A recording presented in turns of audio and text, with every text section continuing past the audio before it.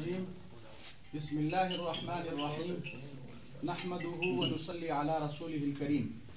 اللہم صلی علی سیدنا محمد وعلی آل سیدنا محمد وبارک وسلم۔ گرامی قدر میرے سوات پریس کلب کے عظیم دوستوں،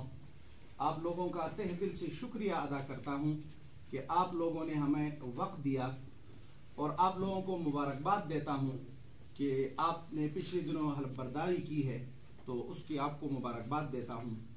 آج کی پریس کانفرنس جو ہے وہ پچھلے تقریباً 1 مہینے سے، بلکہ میں یہ کہوں گا صوبے میں جو پچھلا بلدیاتی فیز 1 گزرا ہے اور اس میں پی ٹی آئی حکومت کو جس طرح بری شکست انہوں نے کھائی ہے، اور فیز 2 کا الیکشن اناؤنس ہونے کے بعد پی ٹی آئی کی یہاں پہ ایم پی ایز، ایم این ایز اور ان کے صوبائی اور وفاقی وزراء الیکشن کمیشن کے ضابطۂ اخلاق کو ملاکنڈ ڈویژن اور خصوصاً ضلع سوات میں بری طریقے سے پامال کر رہے ہیں۔ میں یہ عرض آپ لوگوں کے سامنے لانا چاہتا ہوں، الیکشن کمیشن آف پاکستان کے سامنے اور ضلع سوات کے پورے اداروں کے سامنے،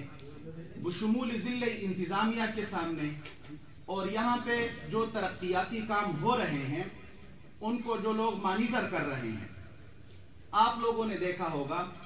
کہ سوات کے غیور اور پختون عوام نے، ہمارا یہ بیلٹ مذہبی ہے، انہوں نے پی ٹی آئی کو ووٹ دیا یا نہیں دیا وہ الگ کہانی ہے، لیکن پچھلے 8 سال سے اس کا صلہ سوات کے عوام کو بدامنی، بے روزگاری اور یہاں پہ لوگوں کے کاروبار کو ملیامیٹ کرنے کی صورت میں ملا ہے۔ میں اگر یہ کہوں کہ جو ایم پی اے اور جو ایم این اے صاحبان ہیں، پچھلا ان کا اگر آپ ریکارڈ چیک کریں تو آج وہ اربوں روپے کے مالک ہیں۔ اس وقت چونکہ حکومت گھبرائی ہوئی ہے اپنی ناقص پالیسیوں کی وجہ سے، اور وہ ضلع سوات کو ٹارگٹ بنا کر یہاں کے سادہ لوح عوام کو دوبارہ لوٹنے کی کوشش کر رہی ہے۔ پچھلے 1 مہینے سے یہاں پہ صوبائی وزراء، وفاقی وزراء بشمول پورے ایم پی اے گان اپنے حلقوں میں جا کے لوگوں کے ساتھ جھوٹے وعدے کر رہے ہیں اور وہاں پہ ترقیاتی کاموں کے اعلانات کر رہے ہیں۔ تو آج کی ہماری یہ کانفرنس الیکشن کمیشن آف پاکستان سے درخواست ہے کہ پچھلے دنوں جمعے کے دن پی ایس ایکس کے ڈاکٹر امجد نے غالگی میں ایک اجتماع سے خطاب بھی کیا ہے اور وہاں پہ اعلانات بھی کیے ہیں، ان کے خلاف کارروائی کی جائے۔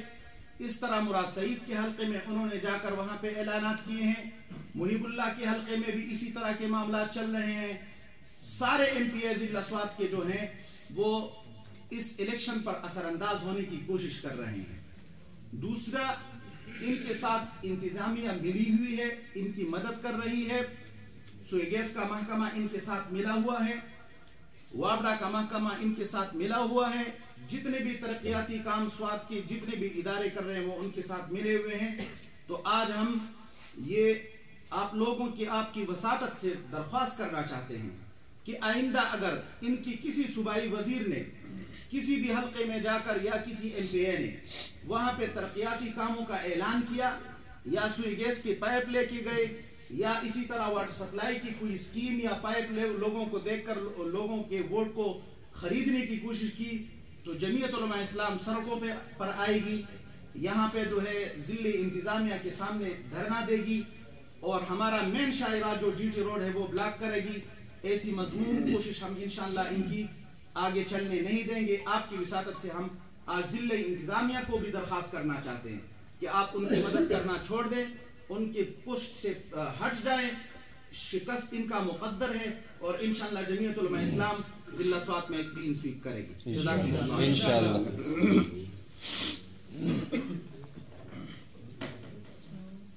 بسم اللہ الرحمن الرحیم۔ پٹول لاول خزود سوات پریس کلب داغین انتظامیہ کی سمرہ اور سمرہ ممبران بھی داغین انتہائی مشکور و ممنون یما چاگین کا مقرر کرا د دې نه وروستو تاسو ټولو په علم کې ده چې صوبه خیبر پښتونخوا کې د بلدیاتي الیکشن اعلان هم شوی دی. مولانا سید قمر جنرل سیکرټري جمعیت علماء اسلام ضلع سوات.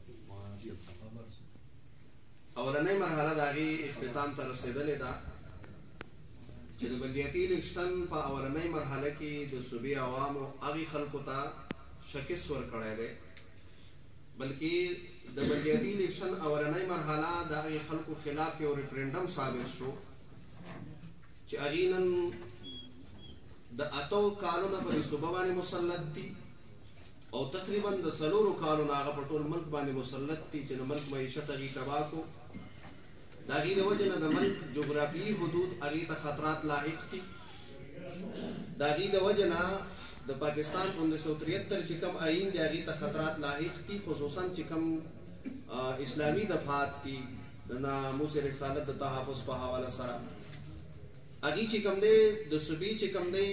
ادارې او د ملک ادارې چې دی د هغې د لاسه بربادې شوې. په بین الاقوامي سطح باندې د هغې د وجې نه د پاکستان حیثیت چې دی د دنیا په نظر کې وغورځېدلو، د پاکستان معیشت تباه شو، د پاکستان بنیادي ادارې چې کوم دی سټیټ بینک هغه چې کوم دی IMF ته په قبضه کې ورکړو، او بلکې د هغې کوشش دا دی چې هغې مستقبل کې نور هم داسې فیصلې وکړي چې ملک هغه خودمختاري چې ده هغه ختمه شي